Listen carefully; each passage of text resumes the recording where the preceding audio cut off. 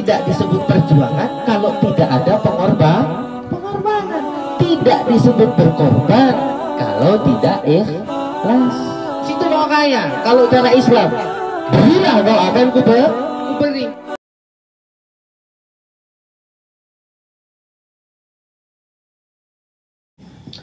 Sedulur-sedulur sekalian, sahabat-sahabat sekalian, kita melanjutkan pembahasan dan kajian kita dari yang kemarin. Kita bicara tentang apa ya, keyakinan ya. Minggu lalu apa tema kita? Ada yang masih ingat? Sepuluh kali ya? Tentang keyakinan ya, ujian Nabi Musa tuh ya. Iya kan? Masih ingat kan? Oh ini nonton sinetron ya, Nabi Musa, kemudian bagaimana peristiwa Rasulullah Shallallahu Alaihi Wasallam dengan Sayyidina Abu Bakar Siddiq ya di Gua Sur. Kita cerita betapa memang sulit mempertahankan keyakinan. Sedikit kita mengkaji ulang dalam situasi, kondisi, dan keadaan yang tidak seperti yang kita harapkan.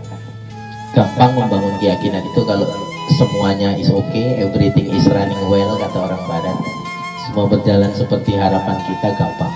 Tapi ketika terjadi beda antara harapan dan kenyataan, yang dalam tanda kutip itu disebut masalah, sangat susah mempertahankan keyakinan di situasi-situasi seperti itu. Terus bagaimana sih memiliki keyakinan yang kuat itu? Wah, ini ada tips. Ada tips. Mudah-mudahan bisa diingat dan bisa kita amalkan bersama-sama. Terkhusus tentu saja si pembicara Al-Fakir di sini.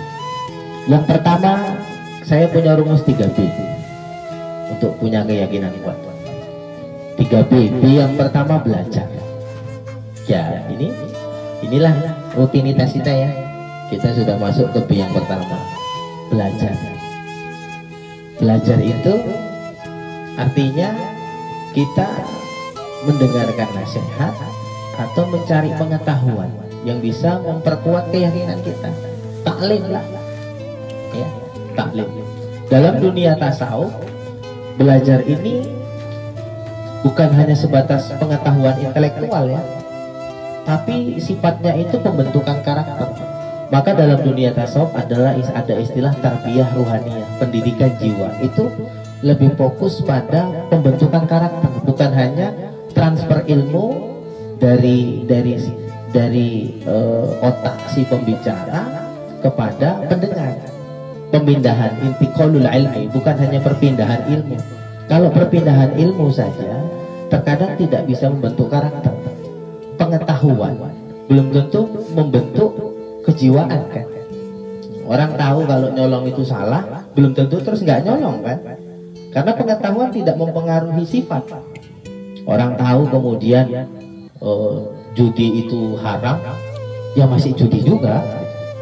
Orang tahu kalau nyeritain orang itu gibah dan dosanya besar, ayyaku lalah ma'akhihi maitam fakarihtum, kan begitu. Apakah engkau mau makan bangkai saudaramu sendiri? Pasti kamu nggak menyukainya. Itulah kalau kita membuka aib orang lain, dan Allah sangat tidak suka hal-hal seperti itu. Tuba liman saghalahu aibuhu an uyubin nas. Kembalilah atau bertobatlah orang-orang yang lebih suka menceritakan keburukan atau aib orang lain daripada mengkoreksi keburukan dan aibnya sendiri. Itu kita tahu itu dosa, tapi kadang-kadang kita belum bisa mengambil sikap untuk menjauhi. Artinya apa? Tahu tidak membuat orang merubah sifat. Maka tahu ini bukan hak, kemudian terus bukan lantas nggak diambil kan begitu sih. Ya, kita semua manusia ini kan tahu sih mana baik dan mana buruk. Tapi terkadang kita masih berbuat yang buruk. Kita juga belum melakukan hal-hal yang baik. Padahal kita tahu itu buruk, tapi masih kita buat. Artinya, ini yang mau saya bilang. Kalau belajar itu cuma membuat kita dari tidak tahu menjadi tahu, itu bukan belajar yang dimaksud dalam dunia tasawuf. Karena banyak orang tahu. Orang-orang yang notabene punya ilmu dan pengetahuan agama tidak menjamin kemudian dia tidak menjauhi apa yang dilarang kan? Ya kita pernah dengar, ya mohon maaf, mungkin ini juga menjadi bahan pelajaran bagi kita ceritakan bukan untuk menjelekkan, tidak. Profesor Dr. Kiai Haji Said Agil Munawar MA, betul tidak? Yang korupsi dana haji, dia punya pengetahuan kan? Dia punya pengetahuan tentang ilmu agama. Gak usah cerita halal haram, gak usah cerita baik dan buruk, tapi pengetahuan itu belum menjadi kesadaran untuk menjauhi hal-hal yang tidak baik itu. Nah, satu, kita tahu kalau bermegah-megahan itu tidak boleh dalam agama Islam. Wailul likulli humazatil lumazah. Neraka wail mereka yang suka bermegah-megahan. Tapi kadang-kadang ketika kita sudah punya sedikit rezeki, kita cenderung ingin bermegah-megahan. Padahal Al-Quran mengecam itu dan Allah melarang itu. Artinya apa? Pengetahuan itu belum menjadi kesadaran. Artinya secara garis besar, tahu saja ternyata tidak bisa merubah sifat dan tindak tanduk orang. Kalau sebatas pengetahuan, hanya sebatas intelektual. Artinya yang bisa merubah itu ya nilai-nilai spiritual. Bagaimana kemudian pengetahuan itu diserap menjadi sebuah kesadaran, dan dari kesadaran itu melahirkan sikap-sikap positif dari pengetahuan yang positif. Menjalankan perintah dan meninggalkan larangan. Nah, belajar untuk punya keyakinan, kita bilang ada 3 B. B yang pertama belajar. Belajar itu bukan cuma sebatas duduk dan duduk, tapi bagaimana nilai-nilai yang kita terima, nilai-nilai baik itu yang kita terima dari siapapun, mau dari sini atau mungkin kita dengan ustaz siapa, itu kita serap dan menimbulkan kesadaran tertinggi. Tapi memang dalam dunia tasawuf diyakini dan dipercayai, orang kalau memang mau merubah karakter jiwanya, dia harus datang sama orang yang punya karakter itu. Kita mau belajar sabar, kita harus datang atau belajar sama orang yang punya jiwa sabar. Kita mau belajar ikhlas, ya datang sama yang dermawan kan, atau sama orang-orang yang mempunyai sifat itu. Kita mau yakin, ya kita harus datang sama orang yang memiliki keyakinan. Karena orang kalau tak punya, tak bisa bagi. Kita nggak bisa belajar sabar dengan membaca buku. Kita baca 1000 jilid kitab buku tentang sabar, kita belum tentu memiliki sifat sabar. Entahpun ketika baca kita udah nggak sabar, betul tidak? Oke, tenang sih ngarah dibocor itu. Kita membaca atau mendengarkan kuliah tentang ikhlas nggak membuat kemudian kita memiliki sifat ikhlas. Apalagi ketika dengarkannya kita nggak ikhlas, betul tidak? Banyak hal. Artinya kalau kita memiliki sifat sabar, sifat ikhlas, sifat yakin, atau semua karakter-karakter yang baik itu, kesadaran-kesadaran baik. Sadar itu kan sabar itu kesadaran yang baik ya. Ikhlas itu kesadaran yang baik. Karena tadi kan kita cerita pengetahuan saja tanpa diserap menjadi kesadaran tidak jadi apa-apa, kan begitu. Nah, kesadaran apa yang mau kita ambil dari pengetahuan? Misalnya kesabaran. Nah, pengetahuan tentang sabar nggak cukup, kita harus punya kesadaran tentang kesabaran, kan begitu. Pengetahuan tentang ikhlas tidak cukup, kita harus punya kesadaran tentang ikhlas. Pengetahuan tentang keyakinan tidak cukup, kita harus punya kesadaran untuk yakin. Pengetahuan tentang tawakal tidak cukup, kita juga harus punya kesadaran untuk senantiasa bertawakal kepada Allah. Nah, kesadaran-kesadaran ini itu kita harus datang sama orang yang jiwanya sadar.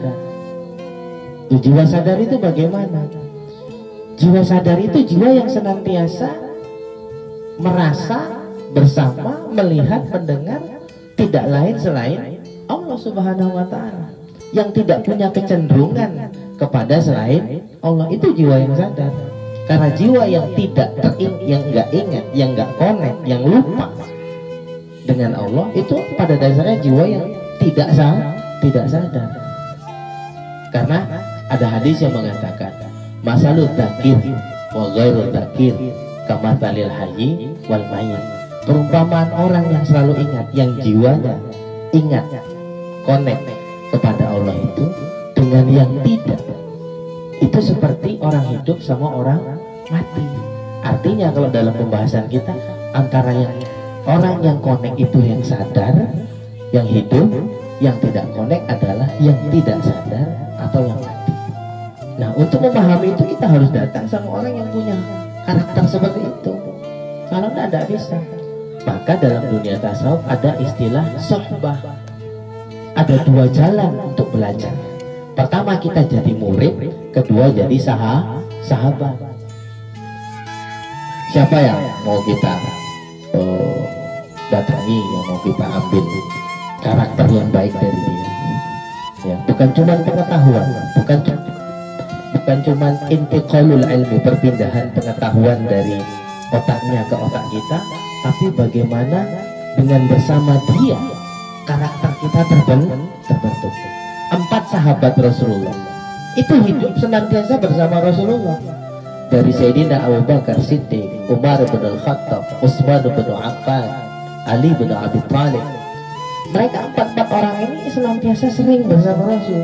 Dengan sering bersama Rasul, ya kan, secara nggak langsung karakter mereka terbentuk atau terpapar radiasi karakternya Rasulullah Shallallahu Alaihi Wasallam.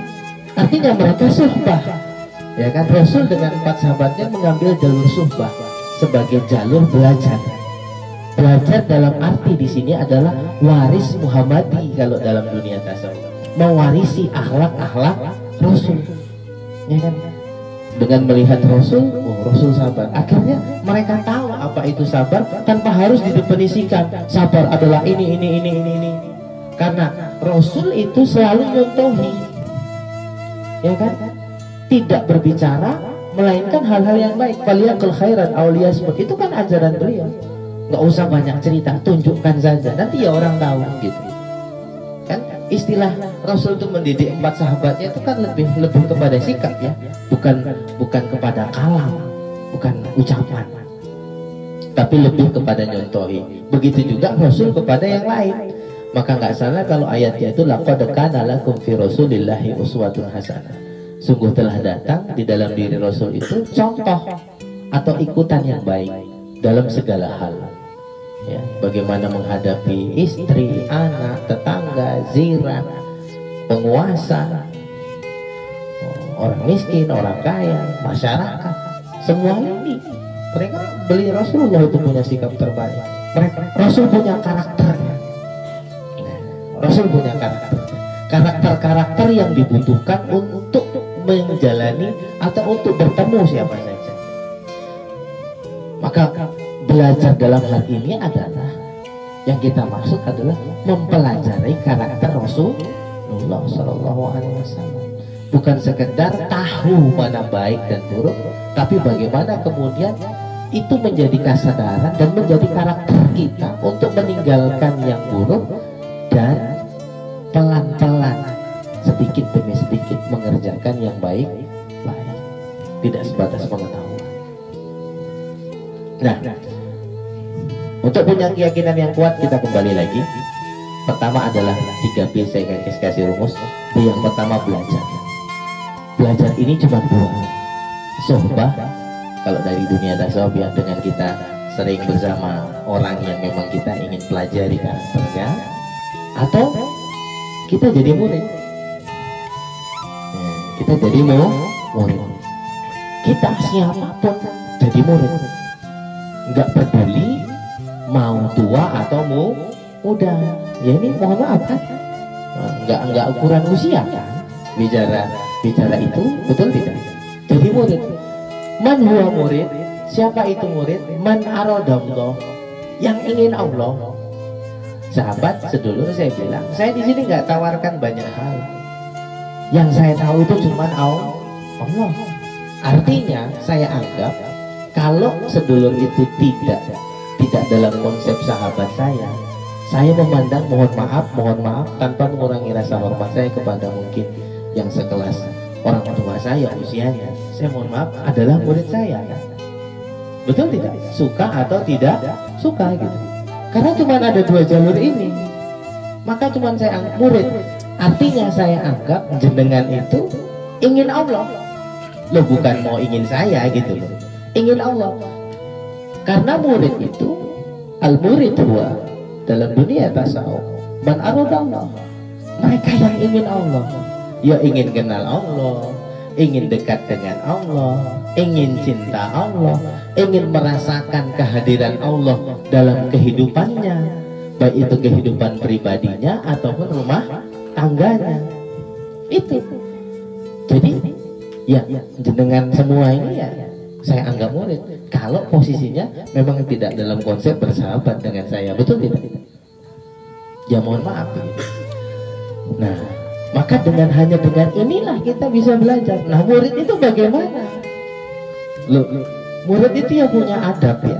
Mohon maaf, ada adabul muta'allim, ada adab-adab orang menuntut ilmu, betul tidak? Ada karakternya. Kita nggak disebut murid kalau karakter-karakter ini tidak kita penuhi, betul tidak? Artinya diantaranya mungkin tidak boleh merasa lebih tinggi, ya kan? Ya masa lebih tinggi gelas daripada ceret ya? Cemanan uangnya, betul tidak ya? Nah, yang kedua, gelas nggak boleh berisi kan?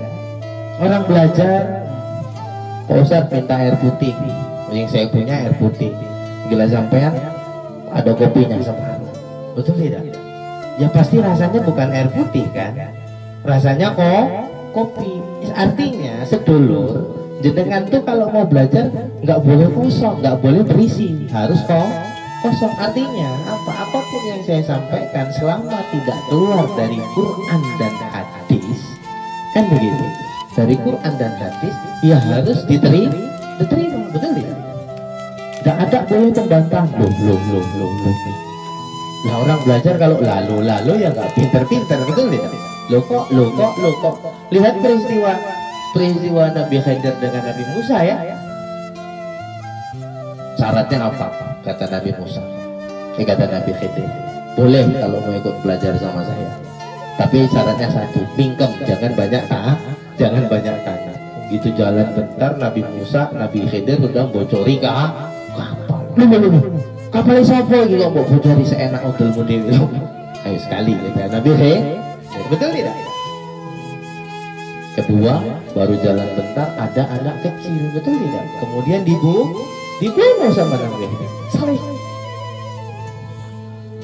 Wah, Musa protes. Wah, kejam ini.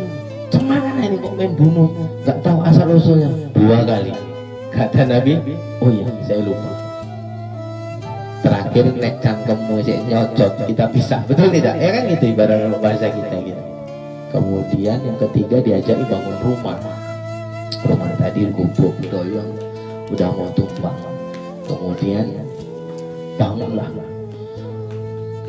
diajak nukang sama Nabi Khidir. Nah Musa ini pertama ya si sabar, siswi mau ngasih apik kurang apik, terakhir ya keceplosan juga. Enggak, dirinya main soposnya 3 kali.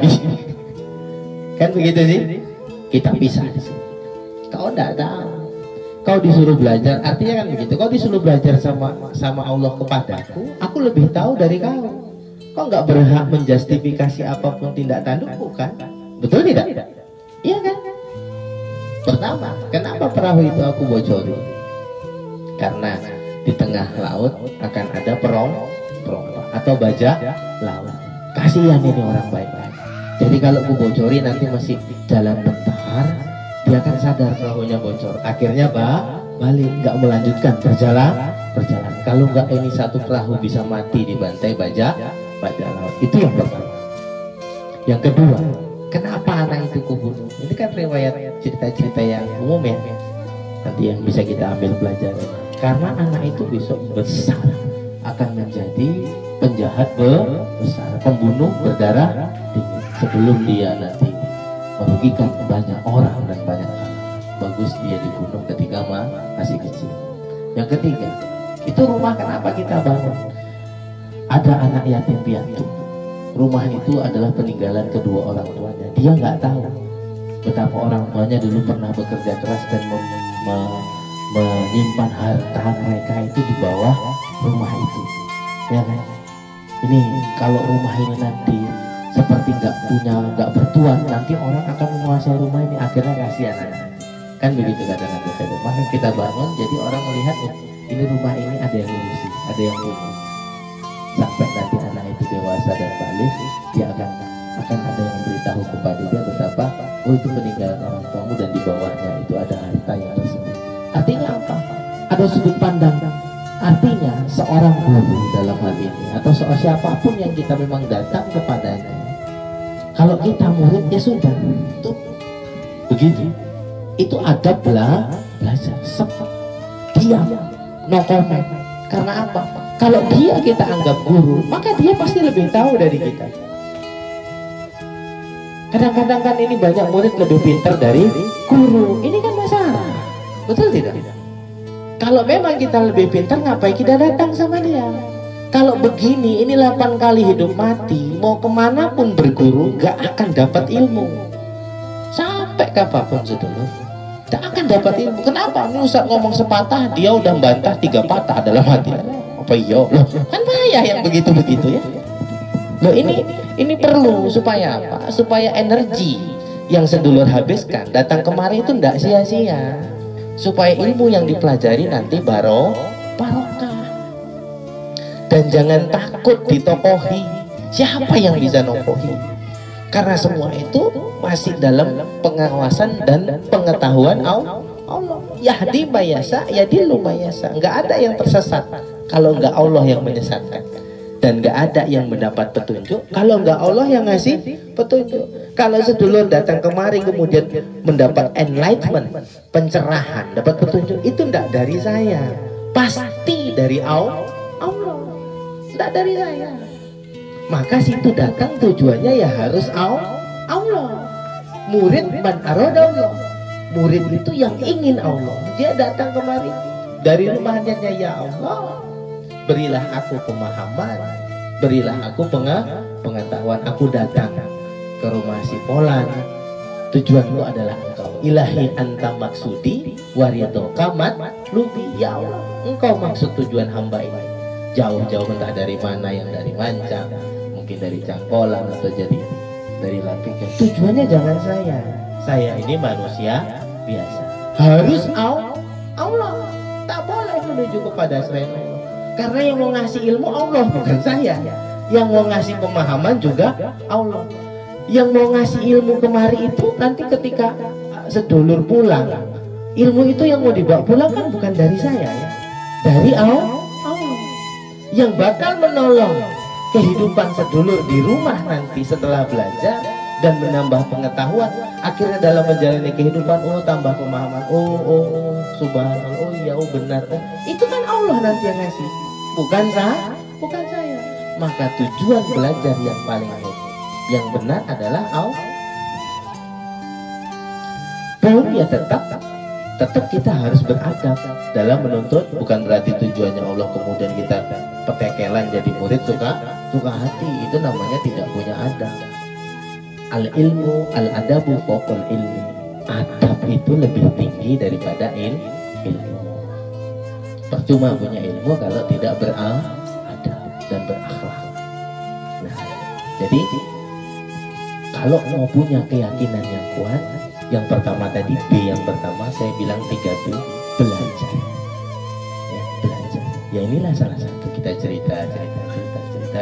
Saya yakin pelan-pelan aura keyakinan atau chemistry keyakinan itu mulai keluar dari jiwa sedulur dan sudah mulai bisa dirasakan sedikit demi sedikit. Karena apa? Karena kita belajar. Kalau enggak ya mungkin enggak kembali lagi. Nah yang kedua, B yang kedua, beramal. Belajar wae ngamal ora, ayo podo mawon. Enggak bisa tambah kuat keyakinannya itu. Al ilmu bila amalin kasyajari bila tamarin. Mahfuzat bilang begitu.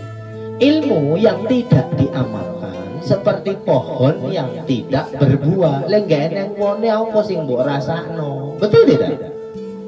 Ilmu yang tidak diamalkan itu seperti pohon yang tidak berbuah. Oh kita belajar, udah yakin Allah maha sabar, ikhlas, kemudian nggak diamalkan keyakinan itu, masih galau saja. Terus ada apa-apa nggak sabar. Betul tidak?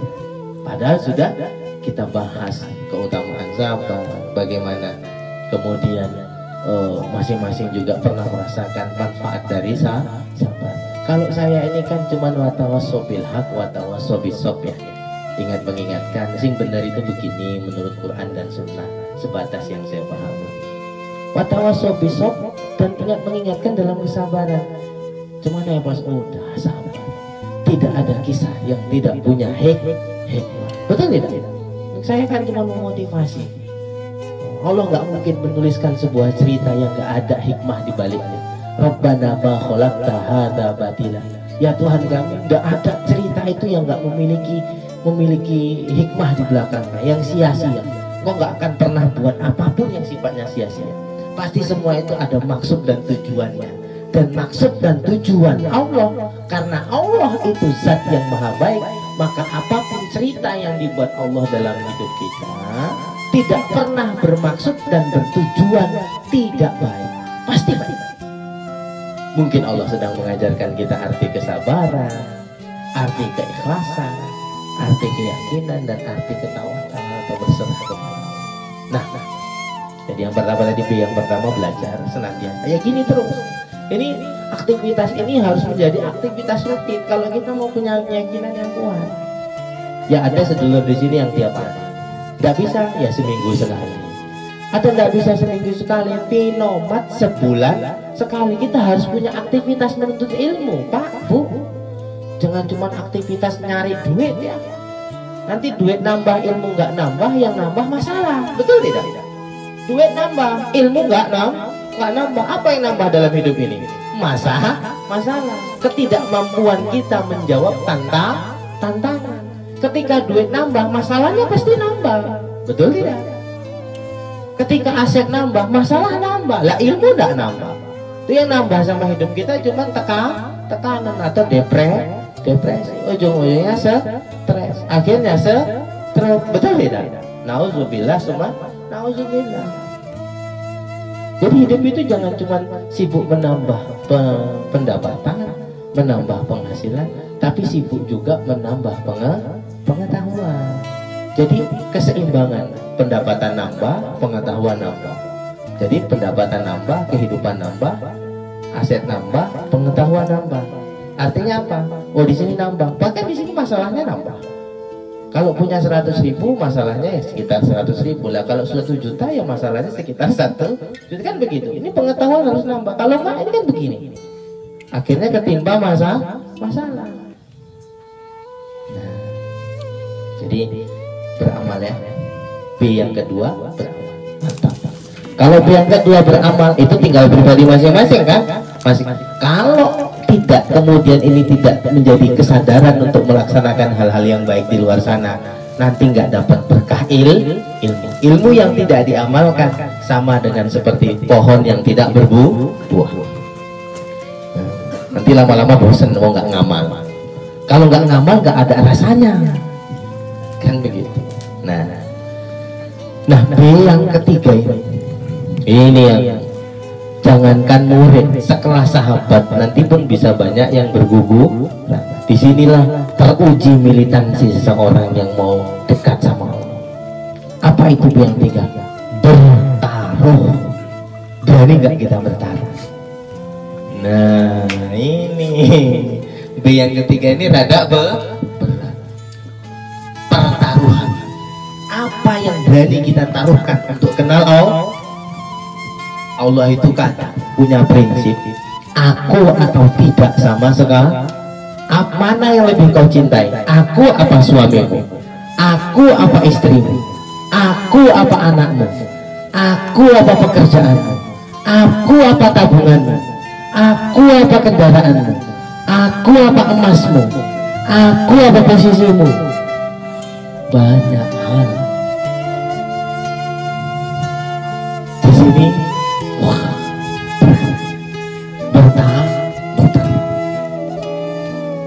artinya ada spekulasi. Semua nabi bertaruh, betul tidak? Semua wali bertaruh, sahabat bertaruh. Abu Bakar mempertaruhkan semua hartanya, dijual hanya untuk membantu perjuangan Rasulullah Sallallahu Alaihi Wasallam. Rasul kata, ya Abu Bakar, wahai Abu Bakar, kau jual semua hartamu. Iya ya Rasulullah. Apa yang kau tinggalkan untuk anak istrimu? Kau tinggalkan Allah dan Rasulnya. Lah kalau kita yang anak istri Abu Bakar pasti komplain ya, ya kan? Iya lah Pak, api tapi nggak mangan ini piye? Enggak, umat. Ini yang paling berat, bertahan. Siti Khadijah emasnya habis, kekayaannya habis untuk membantu Rasul yang menegakkan agama. Kalau istri kita sekarang ya negakkan agama melawan, silahkan Bang, bagus, aku dukung abang belajar. Tapi kalau bisa emas nambah kan gitu sih, korden kan ganti, ya kan? Ini agak sulit sih gini, betul nggak? Iya kan? Kalau membantu perjuangan itu ya mesti harus ada yang korban. Namanya berjuang tidak disebut perjuangan kalau tidak ada pengorbanan. Tidak disebut berkorban kalau tidak ikhlas. Gue kurang ngomongin Pak Ustadz begini Pak. Kurang Pak, apa? Sedekah. Iki bina kita sedekah. Bapak itu 500 nih. Aku kok yang gerak kita 200 ya Pak. Ya Pak. Kali Pak dipulai lah. Ditawar. Lah ngono kok arek sugih berat. Ati-fati. Situ mau kaya. Kalau cara Islam, berilah kau akan kuberi. Kaya dengan konsep Islam, dengan konsep umum ilmu ekonomi tidak sama Pak Bu. Kalau ilmu ekonomi menabung. Kalau konsep Islam situ mau kaya sering sedekah, pasti guys. Beda konsep kan? Nah ini maka saya selalu bilang kita sholat seperti sudah seperti orang Islam, kita puasa seperti orang Islam, apalagi kita berpenampilan seperti orang Islam tapi berpikir masih seperti orang kafir. Betul ya? Nah kita pikir nabung itu yang bikin kaya, udah salah cara berpikir kita. Sedekah yang bikin kaya. Hati-hati kata Allah. Berilah kau akan kuberi. Oh no. Ada dari coba telusuri dari zaman Nabi Adam, Idris, Nuh, Saleh, Ibrahim, Lut, Ismail, Isa, Yakub, Yusuf, Aib, Musa, Harun, Zulkifli, Daud, Sulaiman, Ilyas, Ilyasan, Zakaria, Isa, Muhammad. 4 sahabat. Tabiin di bawah sahabat, di bawah tabiin, di bawah tabiin, seterusnya ke bawah. Para wali semua lah. Orang-orang yang dermawan jatuh miskin, pernah dengar? Gak ada Pak Bu. Orang yang dermawan jatuh kiri itu gak ada. Yang ada tambah kaya. Itu konsep Islam. Maka pertaruh ini yang paling berat. Mempertaruhkan kesenangan dunia untuk mencintai Allah sebagai bukti cinta kepada Allah. Orang kalau belum sampai belajar masih gampang meskipun susah. Artinya apa? Ya susah karena jauh, yang jauh-jauh kan susah. Tapi itu masih bisa kita ini kan. Beramal, oke lah masih gampang. Lah kalau bertaruh ini yang agak berat. Bukan agak, memang berat. Termasuk bertaruh, apakah kita bertahan tetap yakin kepada Allah meskipun pada kondisi yang sulit, itu termasuk bertaruh. Apakah kita tetap sholat meskipun rezeki seret? Apakah kita tetap sedekah meskipun kita sedang pakai kepayahan? Karena salah satu ciri orang yang bertakwa, alladzina yunfikuna fis-sarra wa dharra, orang yang tetap berinfak dalam keadaan lapang maupun sempit, nggak terpengaruh dia. Ini orang dia bertaruh, paham ya? Di sini yang sekarang orang payah, karena akhirnya keyakinan akan diuji di tipe yang terakhir. Siapa yang berani masuk dimensi ketiga, bertaruh, maka dia akan punya keyakinan yang kuat akan Allah kasih. Belajar dia tetap, betul tidak? Kemudian beramal dia sudah, dan dia bertaruh. Aku yakin kepada Allah, betapa yang benar gak akan kau permalukan dan nggak akan kau persulit hidupnya. Berani. Padahal secara akal udah nggak buah gawat, secara perasaan udah nggak nyaman, tapi karena dia berani bertaruh, dia bertaruh dengan apa yang dia yakini, kata Allah, Allah nggak akan mengingkarinya. Udah, kasih Bismillah. Wah, ini akan dikasih Allah keyakinan yang kuat. Nah ini, selama kita tidak berani di B yang ketiga, kita cuma mengandalkan B yang kedua, dua B, belajar dan beramal doang, tapi nggak mau bertaruh, karena syaratnya itu ya tiga-tiga, belajar ya iya, beramal ya iya, bertaruh pun dia berani. Hubbiba'an salas, kata Allah, cintai aku lebih dari tiga hal. Pertama, dari apa yang kau miliki. Kita sering bilang sahabat, agama kita agama Islam, tiba agama Islam ini Nabi kita terakhir Rasulullah ya, Nabi Muhammad SAW, beliau meneruskan agama kakeknya Ibrahim, millah Ibrahim, agama Ibrahim, itu disebut dalam Al-Quran. Agamaku, agama yang aku bawa meneruskan ajaran kakekku, millah Ibrahim, ala millah Ibrahim, di atas agamanya Nabi Ibrahim. Bagaimana agamanya Nabi Ibrahim? Hubbiba'an salas, Allah menuntut Ibrahim mencintai Allah lebih dari tiga hal. Pertama, lebih dari yang kau miliki Ibrahim. Ini bertaruh, korban. Coba kalau kau cinta aku, kata Allah, korbankan semua untamu. 1000 ekor unta dikorbankan Nabi Ibrahim. 1000 ekor dia punya, semuanya dikorbankan. Bertaruh dengan apa yang dimiliki.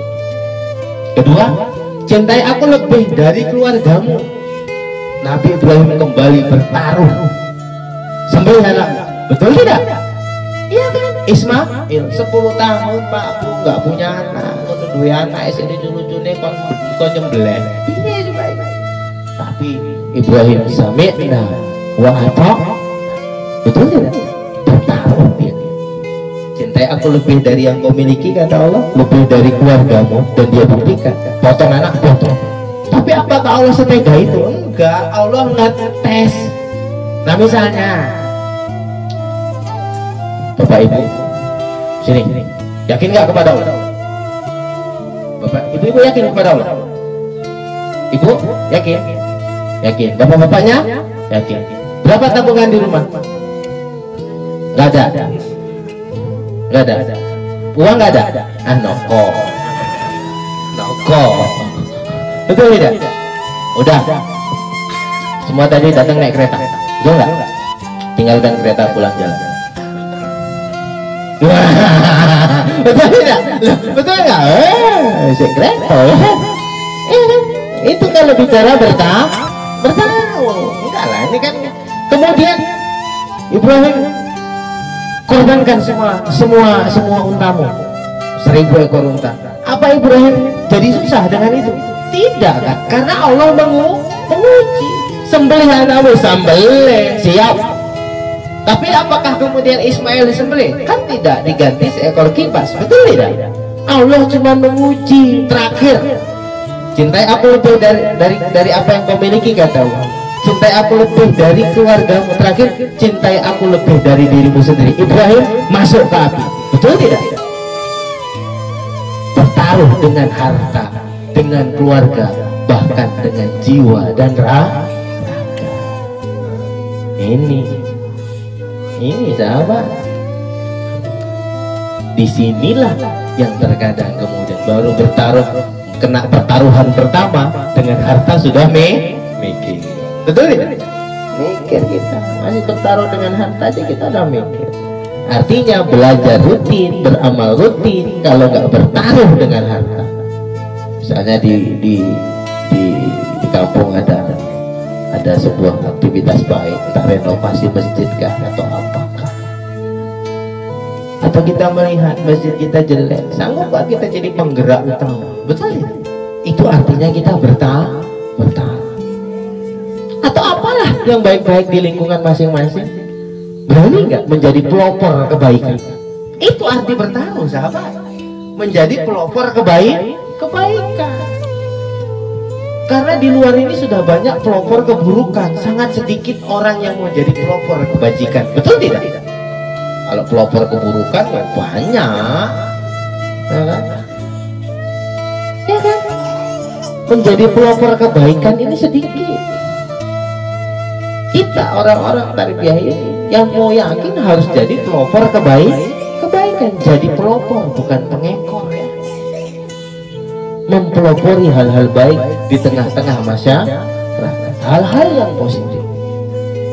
Misal, di kampung kita ini kok nggak ada yang jadi kori ini.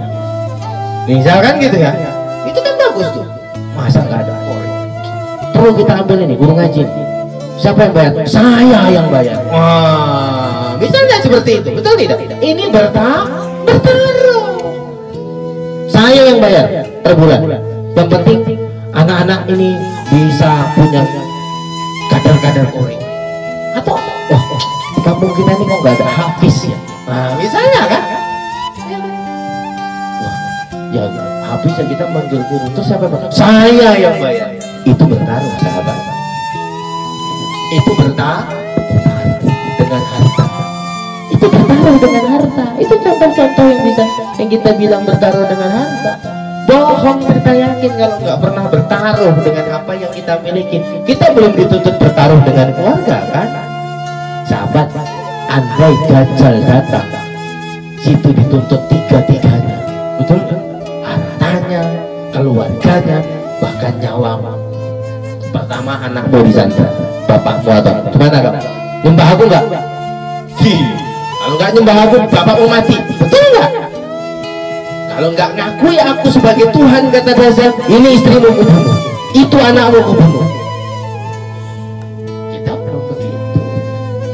Maka kita ukur saja keimanan dan keyakinan kita sekarang. Betul tidak?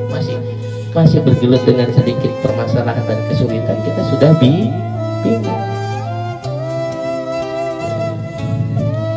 Kita belum sampai titik itu, sahabat. Ini sudah akhir zaman, ya kan? Kata Rasulullah, umur umat Islam nggak sampai 1500 tahun Hijriah. Ini sudah 1442 Hijri. Tinggal 50-an tahun lagi. Anggit sibuk mikirin dunia. Penting lah, betul tidak? Dunia kan muter, pikiri, kita ikut muter, pening, betul nggak? Ya. Sahabat, saya selalu bilang, usia kita tuh tinggal sisanya. Sisa itu bisa 5 tahun lagi, bisa 10 tahun lagi, atau bisa 1 jam lagi. Siapa? Baru bilang sama tadi. Betul tidak? Yang disebut sisa bisa 1 jam lagi.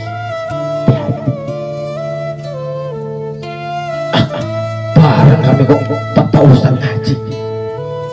Iya, gitu sampai rumah tak cemana tidur mati. Innalillahi. Betul tidak?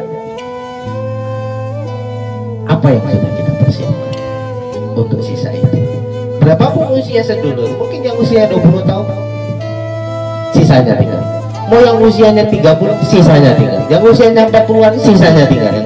Yang sekarang ini tinggal sisanya. Bicara sisa itu bisa 1 hari, bisa 1 minggu, bisa 1 bulan, bisa 1 tahun, bisa 10 tahun lagi, terserah. Tapi yang pasti tinggal sisanya. Dan disebut sisanya itu kita nggak tahu kapan. Bisa-bisa tinggal hitungan menit doang. Siapa tahu? Siapa tahu? Karena kematian adalah kepastian yang misterius. Pasti datangnya, misterius waktunya. Apakah kita sudah punya persiapan? Maka selalu saya bilang, di sisa-sisa ini jadikanlah kita pribadi yang terbaik. Kalau kita adalah istri, pastikan suami kita nggak menemukan istri sebaik kita. Kalau kita seorang suami, pastikan suami istri kita nggak akan menemukan suami sebaik kita. Kalau kita orang tua, pastikan anak kita nggak akan menemukan orang tua sebaik kita. Kalau kita seorang anak, pastikan orang tua kita payah nyari anak sebaik kita. kita jiran si A, pastikan si A tidak akan menemukan tetangga sebaik kita. Begitu seterusnya. Kita bekerja pada orang, kita pastikan kalau kita meninggal duluan, orang itu nggak akan menemukan karyawan sebaik kita. Begitu seterusnya. Menyikapi sisa usia, mesti kita akan menjadi yang terbaik. Artinya kalau di sisa usia ini kita belum sanggup meninggalkan kesan baik, binomat jangan tinggalkan kesan buruk kepada siapapun, apalagi itu orang-orang terdekat kita, suami, istri, anak, dan lain-lain. Betul tidak? Ini sahabat. Nah, jadi yang terakhir tadi bertaruh. Nah, bicara sisa, ayo, apa yang berani situ pertaruhkan? Ini kenanya, maksudnya mengantemnya ke situ. Bicara sisa-sisa ini, apa di sisa usia ini yang bisa situ berani pertaruhkan untuk Allah? Ayo, kalau tidak ada, ya wajar kalau besok pun Allah nggak beri tempat untuk kita. Betul tidak? Apa yang bisa berani kita pertaruhkan di sisa-sisa ini? Amal baik apa? Banyak. Bertaruh itu banyak. Tadi menjadi pelopor ya, pelopor sebuah kegiatan baik di lingkungan masyarakat. Atau binomat menjadi pelopor di keluarga. Apa pelopor yang di keluarga? Ayo Pak, ayo ya, jemaah kita. Betul tidak? Jadi pelopor juga kan di komunitas keluarga. Jangan dirikan sholat sendiri-sendiri di rumah. Usahakan berjamaah kalau memang si bapak di rumah, kecuali bapak ke masjid. Betul tidak? Habis itu apa? Ayo semua, habis maghrib duduk rapi, matikan TV, baca dulu Quran satu ayat. Betul tidak? Loh, ini pelopor kebaikan di rumah tangga. Ini juga termasuk pelopor bertaruh. Bila sinetron atau Quran, malah nek satu airnya nggak, paling 10 menit nggak tembus. Betul tidak? Hitungan iklannya itu ketinggalan sedikit, ya kan? Tapi berani nggak kita mempelopori diri untuk seperti itu? Itu hal-hal kecil, sahabat, tapi punya nilai besar di mata Allah karena kita sudah berani bertaruh. Kita sudah korbankan 10 menit kesenangan kita untuk ikut kesenangan Allah. Allah senang kalau kita baca Quran. Betul tidak? Sisanya anak kok senang-senang sak enakmu, bok silahkan.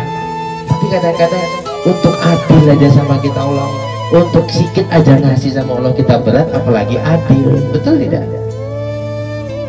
Itu kan termasuk bertaruh. Depan rumah becek, orang gak ada yang peduli. Lah depan rumah kita kok ambil cangkok, betul nggak? Kering, peduli setan, orang mau bilang apa? Betul tidak? Bertaruh dengan kebaikan, iya kan? Itu kan bertaruh juga dengan tenaga, ya kan? Karena kan nggak ada yang gaji ya. Kalau ada yang gaji itu nggak bertaruh namanya, itu kerja. Disebut bertaruh itu nggak ada yang gaji. Mungkin ketika kita buat malah orang menghina. Wah, disitulah pertaruhan. Sok rajin, caper. Iya. Oh, kita mati nggak ngadep dia, ya kan? Kita kan mati ngadep Allah, bukan ngadep cocok tidak, ya kan? Terserah dia mau bilang apa. Yang penting kita ikhlas, mutlak mengharap ridho Allah. Selesai. Hidup ini jangan mikirin orang lah, biar aja orang mikirin kita, ya kan? Gitu, mau kita artis, ya. Kalau kita mikirin dia enak kali, berarti dia artisnya. Jangan, kita artisnya gitu. Ya, itu termasuk bertaruh.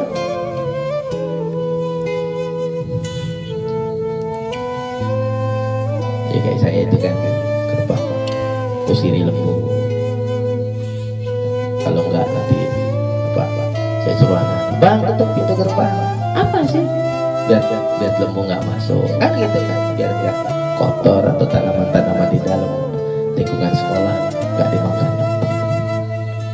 Kadang-kadang hal-hal yang kita semua potensi amal, tapi hal-hal itu sering lewat begitu. Karena apa? Karena egonya kita, malasnya kita, terus takut dibilang bagaimana. Ya kan? Padahal apa? Saya selalu bilang, so kita lewat di jalan, ada dahan itu, kita udah bisa amplop, udah lewat tahu kan, enggak, kok ngerim apa sih? Tep mandek, betul ya? Turun patah. Lah kita udah kena, kita biarkan orang lain kena, dosa loh, dosa sampean. Loh, kalau kita udah kena, kita udah susah, kemudian kita tidak tahu sakit, berarti orang kena sakit, berarti kita membiarkan orang sakit. Gitu kok situ mau bahagia itu berat. Pahamin maksudnya ya? Ini hal-hal sepele. Kalau kita masih membiarkan orang dalam penderitaan, Allah akan membiarkan kita dalam penderitaan. Ingat itu. Padahal astagfirullahaladzim, dahan jagakan kereta bentar. Waduh, ini ngenai wong ketek. Tiap orang lewat situ dapat pahalanya. Gampang kan? Amal nggak? Amal. Pas lewat jegrek mati. Pas kita udah lewat udah motong dahan, nauzubillah, mudah-mudahan tidak. Tapi kalau ceritanya begitu, tiba-tiba motor terang-terang jebret mati. Loh, selama orang lewat dari situ, pahalanya ngalir sama sampean di surga. Di barzah. Betul tidak? Oh, itu amal jariah itu. Meskipun hanya mematahkan ranting di tengah jalan, ngalir itu. Potensi amal ini banyak, salah. Semua titik bisa jadi amal. Kalau kita berpikirnya apa ya yang bisa menghasilkan kebaikan, semua jadi potensi kebaikan. Tapi kalau kita berpikir sebaliknya, maka semua jadi potensi dosa. Apa itu yang membuat itu? Keegoan kita, kecuekan kita, ketidakpedulian kita selain hanya kepada diri kita sendiri. Orang yang cuma mikirin diri sendiri gak akan masuk surga. Catat, sehebat apapun amal dan ilmu agamanya, kalau dia cuma mikirin diri sendiri gak akan masuk surga. Karena apa? Hadisnya jelas, la yu'minu ahadukum hatta yuhibba li akhihi ma yuhibbu li nafsihi. Kau tidak disebut beriman, kata Rasulullah, sampai kau menyayangi orang lain sebagaimana engkau menyayangi dirimu sendiri. Artinya kan nggak boleh egois, nggak boleh mikirin diri. Orang yang beriman nggak mikirin diri sendiri. Orang yang cuma mikirin diri sendiri enggak beriman. Enggak beriman bahasa agamanya, bahasa tauhidnya kafir. Catat itu. Hati sahabat.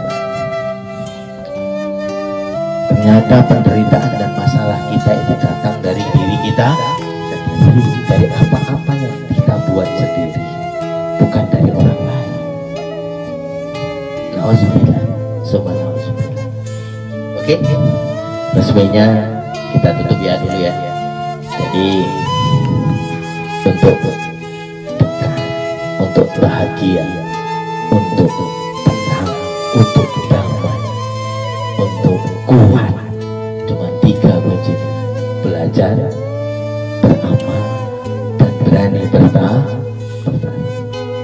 Mudah-mudahan itu bisa memperkuat keyakinan kita. Kalau keyakinan kita kuat, maka tekanan sebesar apapun bisa kita angkat. Tapi kalau keyakinan kita lemah, maka apa yang bisa dibuat? Kalau semangat, apa yang nggak bisa dibuat? Semangat hadir dari keyakinan. Nah kalau nggak semangat, terus apa yang bisa dibuat? Betul tidak? 50 kilo pun kalau kita keyakinan kita kuat, wah, gampang. 5 kilo pun keyakinan kita lemah, ampun, betul kan? Jadi berat atau tidaknya bukan tergantung bebannya, tapi mentality orang. Mudah-mudahan bermanfaat. Yang baik dan datang, yang benar datang dari Allah, yang salah dari kesalahan saya. Astaghfirukum, kepada Allah saya mohon ampun, kepada kita semua saya mohon maaf. Bila taufiq wal hidayah. Wassalamualaikum warahmatullahi wabarakatuh.